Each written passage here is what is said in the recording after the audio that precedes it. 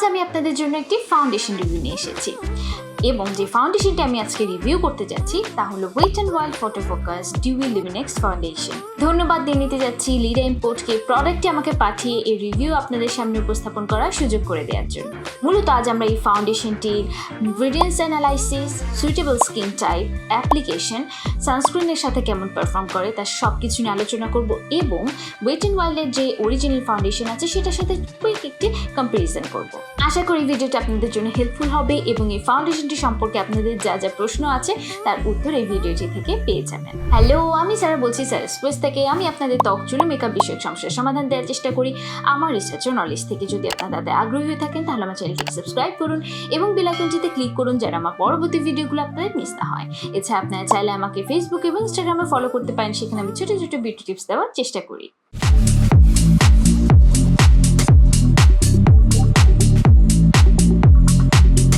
প্রথমে চলুন আমরা এই ফাউন্ডেশনটির ইনগ্রেডিয়েন্ট লিস্ট সংক্ষেপে দেখে নিই। এই ফাউন্ডেশনটিতে প্রচুর পরিমাণে সিলিকন, ময়শ্চারাইজিং এবং হিউমেকটেন্ট ইনগ্রেডিয়েন্ট ব্যবহার করা হয়েছে। কালারেন্ট হিসেবে ব্যবহার করা হয়েছে টাইটানিয়াম ডাইঅক্সাইড, আয়রন অক্সাইড এবং একই সাথে এতে অ্যান্টিমাইক্রোবায়াল এবং অ্যান্টিব্যাকটেরিয়াল ইনগ্রেডিয়েন্ট হিসেবে আছে C12-15 অ্যালকাইল বেনজোনেট।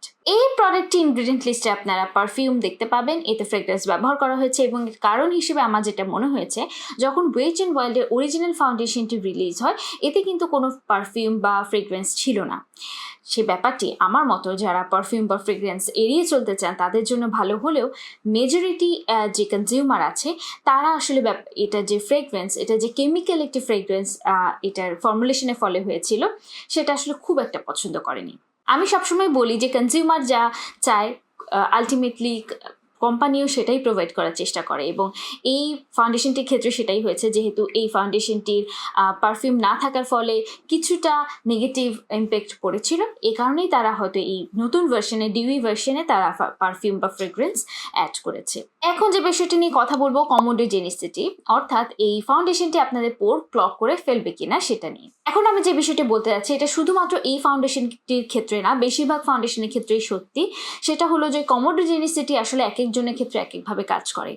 যে উপাদানটি আমার জন্য কমোডোজেনিক সেটা আপনার জন্য নাও হতে পারে, আবার যে উপাদানটি আপনার জন্য কমোডোজেনিক সেটা আমার জন্য নাও হতে পারে। তাই এই বিষয়টি আসলে নির্দিষ্ট করে বলার কোনো সুযোগ নেই। কিন্তু বেশিরভাগ ক্ষেত্রে আমি যে বিষয়টা আসলে লক্ষ্য করেছি যে ফাউন্ডেশন কমোডোজেনিক না, সেটা থেকে বেশি যে ব্যাপারটি ম্যাটার করে সেটা হলো আপনি প্রপারলি ফাউন্ডেশনটি পরিষ্কার করছেন কিনা, অর্থাৎ আপনি ডাবল ক্লেন্স করছেন কিনা। আপনি যদি প্রপার ওয়েতে সঠিক প্রোডাক্ট ব্যবহার করে আপনি ডাবল ক্লেন্স করেন তাহলে একটি ফাউন্ডেশন থেকে ব্রেকআউটের সম্ভাবনা অনেক অনেক অনেক পরিমাণে কমে যায়। এবং বেশিরভাগ ক্ষেত্রে আমি যখনই দেখি যে এই ধরনের প্রবলেমে কেউ ভুগছেন তাকে জিজ্ঞেস করলে জানা যায় যে সে ঠিক উপায়ে ডাবল ক্লেন্সিং করছেন না। যদিও কভার সংক্রান্ত মতামত আমি একবারে আমার অ্যাপ্লিকেশনে পরেই দিব, কিন্তু যেহেতু এই প্রোডাক্টটি দাবি করছে এটা শিয়ার টু বিল্ডেবল কভারেজ, এটাই আসলে এই প্রোডাক্টটির প্রতি আমাকে আকৃষ্ট করার অন্যতম কারণ। আমি আসলে শিয়ার টু বিল্ডেবল কভারেজ বা মিডিয়াম কভারেজ পর্যন্তই পছন্দ করি। ফুল কভারেজ ফাউন্ডেশন আসলে আমার খুব একটা পছন্দ না, এ কারণেই মূলত এই প্রোডাক্টের প্রতি আমার আগ্রহ দেখানো। Wet and wild photo focus dewy luminex foundation তাদের লঞ্জিভিটির উপরে তেমন কোনো দাবি করে না যেটা খুব লং ওয়ারিং বা এমন কিছু। তারপর আমি এটাকে ট্রাই করে দেখার জন্য একদিন ট্রাই করেছিলাম যখন আমি বাইরে গিয়েছিলাম 5 থেকে 6 ঘন্টার জন্য। তখন আমার যেহেতু ড্রাই কম্বিনেশন স্কিন, আমার জন্য আসলে খুব একটা অয়েল বিল্ড আপ করেনি 5-6 ঘন্টার মধ্যে। কিন্তু আমার যেটা হয়েছিল, যেহেতু আমি প্রচুর ঘামি, এই কারণে যে জায়গাগুলোতে আমার ঘাম ছিল সেই জায়গাগুলোর কভারেজটা কিছুটা চলে গিয়েছিল। আদারওয়াইজ আমার কাছে মনে হয়েছে যে এটা খুব লং ওয়ারিং না হলেও 4 থেকে 5 ঘন্টার জন্য এনাফ। তবে হয়তো যদি আপনার অয়েলি কম্বিনেশন স্কিন হয়ে থাকে এবং খুব গরম থেকে থাকে, বাইরে অনেক রোদ থাকে, আপনার ঘামার সমস্যা থেকে থাকে, তাহলে সেক্ষেত্রে এই প্রোডাক্টটি হয়তো দিনের বেলার জন্য আপনার জন্য মানানসই হবে না। তাহলে কথায় কথায় চলে এসেছি আমরা সুইটেবল স্কিন টাইপের ক্ষেত্রে। এটা আপনাদের যাদের মোটামুটি আইডিয়া আছে তো বুঝেই যাচ্ছেন যে যেহেতু এটা একটা ডিউই ফাউন্ডেশন, এটা একটু হাইড্রেটিং, একটু ময়শ্চারাইজিং ফাউন্ডেশন, তাই এটা যাদের খুব অয়েলি স্কিন, যাদের স্কিনে অনেক বেশি অয়েল বিল্ড আপ হয় তাদের জন্য মানানসই হবে না। কিন্তু আপনার যদি কম্বিনেশন স্কিন হয়, ড্রাই হয়, ভেরি ড্রাই স্কিন হয়, তাহলে এই ফাউন্ডেশনটি আপনার জন্য বেশ মানানসই হবে, কারণ এই ফাউন্ডেশনটি বেশ ডিউই একটি ফিনিশিং দেয় কিন্তু অয়েলি করে ফেলে না। এখন যদি আমি ডিউই ফাউন্ডেশন আর অরিজিনাল ফাউন্ডেশনের মধ্যে একটা কম্পেয়ার করি তাহলে ইনগ্রেডিয়েন্ট লিস্টের দিকে তাকালে সব থেকে যে বিষয়টি খেয়াল খেয়াল করা যায় সেটা হলো ডিউই ফাউন্ডেশনে হিউমেকটেন্সের পরিমাণ বেশি এবং অরিজিনাল ফাউন্ডেশনে ইমোলেন্সের পরিমাণ বেশি। দুটি প্রোডাক্টে বেশ ভালো পরিমাণে সিলিকন ব্যবহার করা হয়েছে, এই কারণে আপনার খুব ইজিলি আসলে এটাকে স্প্রেড আউট করা যায়, খুব ইজিলি অ্যাপ্লাই করা যায়। যদিও আমি আসলে মনে করি না যে অরিজিনাল ফাউন্ডেশনটা এটা কোনো ম্যাটের ফাউন্ডেশন, কারণ এটাও আমার কাছে বেশ ময়শ্চারাইজিং মনে হয়েছিল, একেবারে ম্যাটে বলা যাবে না। এবং এটা হ্যাঁ, এটার তুলনায় কিছুটা আরও কিছুটা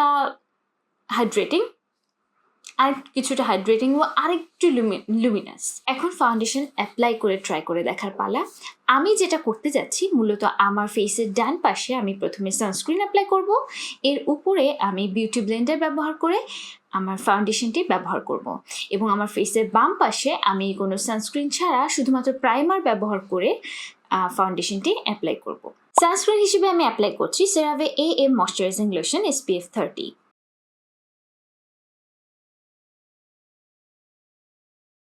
আমার সানস্ক্রিন অ্যাপ্লাই করা হয়ে গেছে এবং আমি প্রায় 10 মিনিট আগে অ্যাপ্লাই করেছি এবং 10 মিনিট ধরে আমি এটাকে খুব ভালো মতো ব্লেন্ড আউট করে নিয়েছি। আপনারাও যখন মেকআপের নিচে সানস্ক্রিন অ্যাপ্লাই করবেন এইভাবে একটু সময় নিয়ে ব্লেন্ড আউট করে নেবেন। এখন আমি যেটা করব, আমি একটি প্রাইমার অ্যাপ্লাই করতে যাচ্ছি এবং আমি এখানে ব্যবহার করছি পোরলেস পাটি প্রাইমার। এটা আমি পুরো হাফ ফেস অ্যাপ্লাই করব না, আমি শুধুমাত্র আমার যে জায়গাগুলোতে পোরগুলো একটু এনলার্জড সেই জায়গাগুলোতে অ্যাপ্লাই করব। আমার ডান পাশে ফেস প্রিপেয়ার করা হয়ে গেছে। এখন আমি যেটা করব, আমি ফাউন্ডেশন অ্যাপ্লাই করব। এক্ষেত্রে এই ফাউন্ডেশনটি মূলত একটি স্প্যাচুলা সহ আসে, স্প্যাচুলা অ্যাপ্লিকেটার। অনেকের ক্ষেত্রে আমি যেটা দেখেছি অনেকে স্প্যাচুলাটা ডিরেক্টলি ফেসে অ্যাপ্লাই করেন। আমি সেটা রেকমেন্ড করব না এবং আমি সেটা কখনোই করি না, কারণ আপনাদের ফেস থেকে তখন ব্যাকটেরিয়া এই প্রোডাক্টটিতে গিয়ে এবং এই কন্টেনারে গিয়ে পুরো কন্টেনারটিকে বা প্রোডাক্টটিকে কন্টামিনেট করে ফেলতে পারে। এই কারণে আমি যেটা প্রেফার করি, আমি মূলত স্প্যাচুলাটা আমার হাতেও লাগাই না, আমি সেটা একটু হাতের মধ্যে হালকা করে ঢেলে নিই। আমি এতটুকু পরিমাণে নিয়ে নিয়েছি, যদিও আমার মনে হয় না যে আসলে এতটা আমার লাগবে। আর আমি যে স্পঞ্জটা ব্যবহার করছি এটা আমি মিনিসো থেকে কিনেছি, এটাও আমি আজকে প্রথমবারই ব্যবহার করছি। তাহলে আমি অল্প করে নিয়ে অ্যাপ্লাই করব।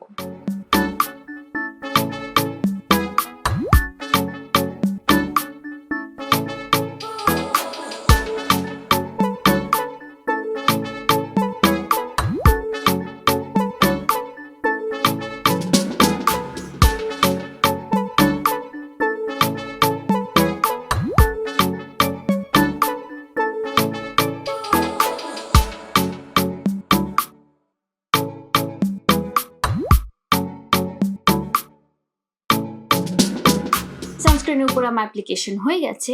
এখন আমি একটু কাছ থেকে দেখিয়ে দিচ্ছি। এখন আমি আমার অন্য পাশে অ্যাপ্লাই করব এই ব্রাশের সাহায্যে এবং আমি যে প্রাইমারটি দিয়ে অ্যাপ্লাই করতে যাচ্ছি সেটা হলো wet and wild prime focus hydrating primer.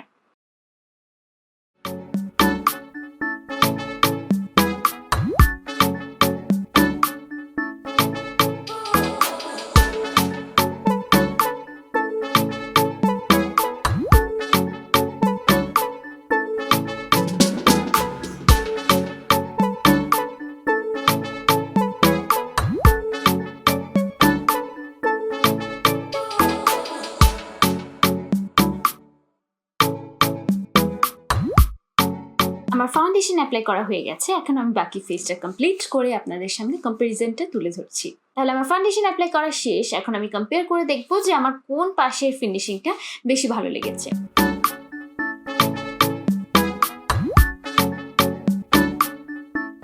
এখন কভারেজের কথা যদি বলি তাহলে আমার এ পাশে কিছু ছোট ছোট রেড স্পট ছিল যেগুলো আমার মনে হচ্ছে ফাউন্ডেশনটি বেশ ভালো কভার করেছে এবং আপনারা দেখেছেন যে আমি কত অল্প পরিমাণ অ্যাপ্লাই করেছি এবং বেশিরভাগ ক্ষেত্রে আসলে ফাউন্ডেশনগুলো একদম অল্প থেকেই বিল্ড আপ করার চেষ্টা করা উচিত এবং আমি সেটাই করেছি এবং আমার যে ব্লেমিশগুলো ছিল সেগুলো মোটামুটি এটা কভার করতে সক্ষম হয়েছে। ছোট্ট করে যদি বলি, আপনি ব্রাশ অ্যাপ্লিকেশনের মাধ্যমে শেয়ার কভারেজ পাবেন এবং ফিনিশিং হবে আরও ন্যাচারাল লুকিং, এবং যদি আপনি বিউটি ব্লেন্ডারের সাহায্যে অ্যাপ্লাই করেন তাহলে আরও কভারেজ পাবেন এবং অ্যাপ্লিকেশনও ইজি হবে। তাহলে এই ছিল আমার অ্যাপ্লিকেশন। ওভারঅল আমি বেশ স্যাটিসফাইড এই ফাউন্ডেশনটা অ্যাপ্লাই করে, কারণ আমার যে যে ক্রাইটেরিয়া আছে একটি ফাউন্ডেশনের ক্ষেত্রে সে সবগুলোই মোটামুটি এই ফাউন্ডেশনটি ফুলফিল করে।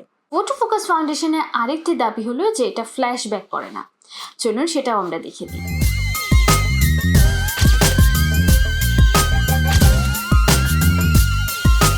তাহলে এই ছিল আমার ফাউন্ডেশন রিভিউটি আপনাদের কাছে উপকারী মনে হয়েছে কিনা, বা আরও কি কি আপনার একটি ফাউন্ডেশন রিভিউতে জানতে চান, দেখতে চান, সেগুলো অবশ্যই আমাকে কমেন্ট সেকশনে জানাবেন। তাহলে দেখা হবে পরবর্তী পর্বে। ততদিন পর্যন্ত ভালো থাকুন, সুস্থ থাকুন। This is Sara, signing off today from Sara's Quest.